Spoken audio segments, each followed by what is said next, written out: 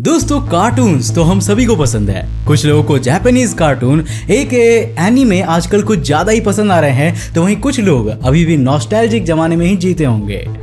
आप लोगों की तरह ही मैं भी बचपन में टॉम एंड जेरी बहुत देखा करता था, और टॉम एंड जेरी के ही एक एपिसोड में मैंने एक बार नॉर्थ पोल पर चमकने वाली इस खूबसूरत रोशनी को विटनेस किया था। वो पहली बार था जब मैंने किसी अरोरा को अपने सामने देखा था, और तब से मुझे अंदर से इस बात की एक्साइटमेंट हो गई कि आखिर नॉर्थ पोल पर बनने वाली ये अरोराज नॉर्थ पोल पर ही क्यों बनती है। कभी मेरे घर के ऊपर ही अचानक ऐसी रोशनी क्यों नहीं चमकती। और काफी दिनों तक ढूंढते ढूंढते जब मुझे इनकी ऑक्यूरेंस का रीजन पता चला, तो मैं ये जानकर हैरान हो गया कि आखिर हमारी धरती की तरह ही दूसरे ग्रहों में भी ऐसी रोशनियां दिखाई देती है। लेकिन अब सवाल ये आता है कि जब हमारे सौर मंडल के अलग अलग ग्रहों में अरोराज बनना इतना कॉमन है, तो इन स्ट्रक्चर्स का मंगल ग्रह पर दिखना वैज्ञानिकों के लिए इतना खास और धरती हिला देने वाला क्यों बन चुका है। अरोराज कैसे बनते हैं, इनकी फॉर्मेशन कैसे ट्रिगर होती है, इनका बाकी ग्रहों पर बनने का भी क्या कारण है, और आखिर मंगल ग्रह पर इनका बन पाना इतना रहस्यमयी और हैरान कर देने वाली बात क्यों है।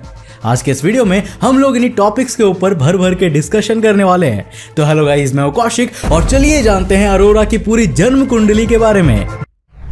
दोस्तों, सोलर विंड्स के बारे में तो आप सभी जानते ही होंगे, जिन्हें हम भी सैकड़ों बार अपने चैनल पर एक्सप्लेन कर चुके हैं। बेसिकली जब सूरज का प्लाज्मा कुछ ज्यादा ही हीटेड हो जाता है, तो एक पॉइंट ऐसा आ जाता है जब वो प्लाज्मा इतनी फोर्स के साथ सूर्य की सतह से बाहर की ओर आ जाती है कि सन की मैग्नेटिक फील्ड भी उसे बाहर जाने से नहीं रोक पाती। और इतनी पावर के साथ जब पार्टिकल्स सूर्य के कोरोना को एस्केप करके पूरे सौर मंडल में फैल जाते हैं, तो तेज गति से चल रहे उन कलेक्टिव पार्टिकल्स को एस्ट्रोनॉमी की भाषा में सोलर विंड्स के नाम से जाना जाता है। इस सोलर विंड में चार्ज पार्टिकल्स की भरमार होती है, जो इतनी स्ट्रांग होती है कि इनका स्ट्रांग एक्सपोजर तबाही तक मचाने के काबिल होता है। इसी सोलर विंड के मुख्यतः दो तरह के चार्ज पार्टिकल्स पाए जाते हैं, जिनमें से एक होता है प्रोटॉन और दूसरा होता है इलेक्ट्रॉन। अब जैसा कि मैंने आपको बताया कि ये सोलर विंड पूरे सौर मंडल में फैलती है, जिसका मतलब कि जाहिर तौर पर ये धरती तक भी आती होगी। लेकिन हम इनके खतरनाक प्रभावों से इसलिए बच जाते हैं क्योंकि लकीली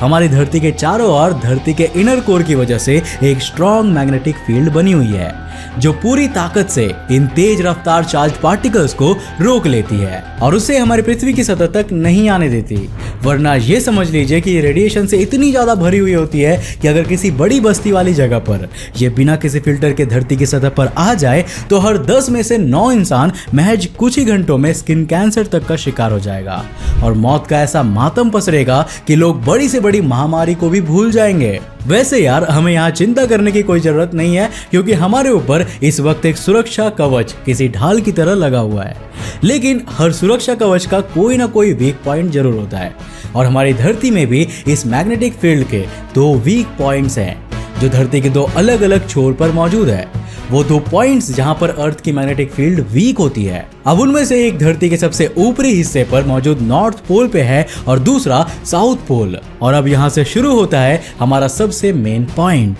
सोलर विंड के ये पार्टिकल्स जब अर्थ की नॉर्थ एंड साउथ पोल की वीक मैग्नेटिक फील्ड के पास जाते हैं, तो ऑब्वियसली उनमें इतनी ताकत हो जाती है कि वो हाई स्पीड एक्सेलरेशन और अपनी एनर्जी की मदद से धरती के एटमॉस्फेयर में एंटर कर ले। और जब यही चार्ज पार्टिकल्स नॉर्थ पोल और साउथ पोल में हमारे वायुमंडल में घुस जाते हैं, तो ये धीरे धीरे हमारे एटमॉस्फेरिक लेयर्स को क्लियर करने लगते हैं। अब एग्जोस्फेयर के अंदर आने के बाद जब यही सोलर विंड आयोनोस्फेयर में एंटर करती है, तो इनका सामना वहां पर मौजूद ऑक्सीजन और नाइट्रोजन के एटम से होता है। और जब यही आयंस एटमॉस्फेयर में मौजूद इन एटम्स के साथ कोलाइड करते हैं, तो इन दोनों के कोलिजन से रिलीज होने वाली एनर्जी की वजह से एक कलरफुल ग्लोइंग हालो या लाइट एमिट होती है, जिसे हम लोग सामान्य भाषा में अरोरा के नाम से जानते हैं। अब क्योंकि यार हमारे एटमॉस्फेयर में 78% नाइट्रोजन मौजूद है, इसी वजह से ज्यादातर हम लोग जब भी इन अरोराज को देखते हैं, तो हमें इनका कलर ग्रीन ही दिखाई देता है, जो कि नाइट्रोजन की भारी प्रेजेंस की वजह से पैदा होता है। अब यहाँ पर एक फन फैक्ट ये भी जान लीजिए कि जो अरोरा नॉर्थ पोल में बनते हैं, उन्हें नॉर्दर्न लाइट्स या बोरियालिस के नाम से जाना जाता है, और वहीं दूसरी ओर जो अरोरा साउथ पोल में बनते हैं, उन्हें सदर्न लाइट्स या ऑस्ट्रेलिस के नाम से भी जाना जाता है। अब वैसे तो ये कोई ऐसी बहुत अनोखी घटना नहीं है जो सिर्फ हमारी धरती पर ही घटित होती है, बल्कि अरोरा एक ऐसा कॉमन फेनोमेना है जो हर एक प्लैनेट पर दिखाई देता है।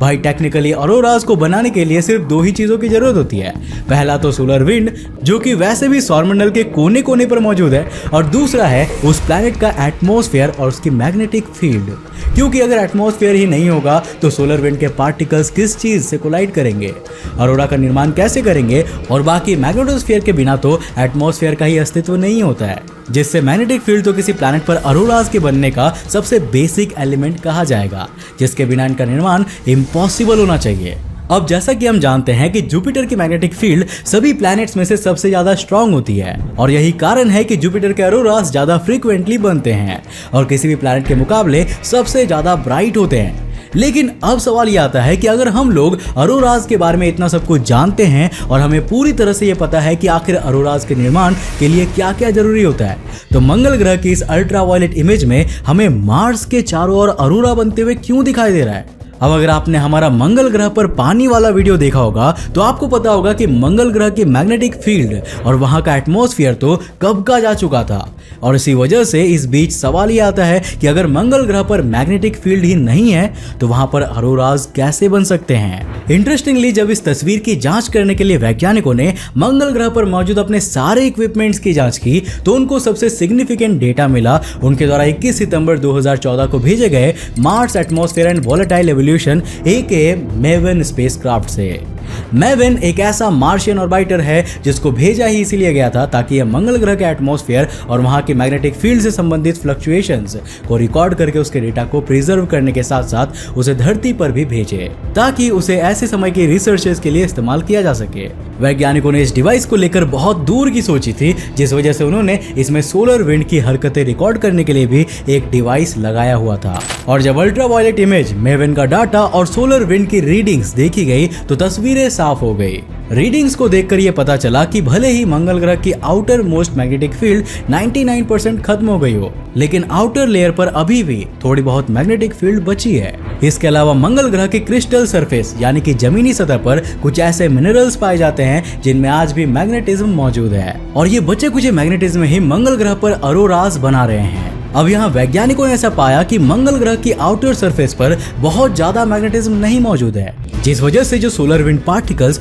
सूरज की सतह से सीधा मंगल ग्रह की सतह पर आते हैं वो किसी तरह का बैरियर या ऑब्स्टेकल ना होने की वजह से बहुत ही एक्सेलरेटेड स्पीड से चलते हैं, और जिस वजह से एक सर्टेन एंगल ऑफ ओरिएंटेशन से जब ये सोलर विंड पार्टिकल्स मार्स की क्रिस्टल सरफेस पर मौजूद मैग्नेटिज्म के पास जाकर प्लैनेट पर मौजूद हाई कार्बन डाइऑक्साइड के साथ मैग्नेटिज्म की प्रेजेंस में कोलाइड करते हैं, तो उनकी एक्सेलरेटेड स्पीड और ओरिएंटेड एंगल होने की वजह से वो इतनी तेजी के साथ मंगल ग्रह के क्रिस्टल सरफेस के मैग्नेटिज्म को पास करते हैं कि जिससे वहां की सतह पर मौजूद कार्बन डाइऑक्साइड कुछ उसी तरह रिएक्ट करती है जिस तरह से बाकी ग्रहों पर बाकी गैसेस मैग्नेटिक फील्ड की उपस्थिति में करा करती है। और इसी वजह से मंगल ग्रह की सतह पर भी बहुत से फेडेड अरोरा दिखाई देते हैं जो इतने धुंधले होते हैं कि अगर आप मंगल ग्रह की सतह पर भी उतर जाएं तो भी आपको शायद ही वो समझ में आएंगे।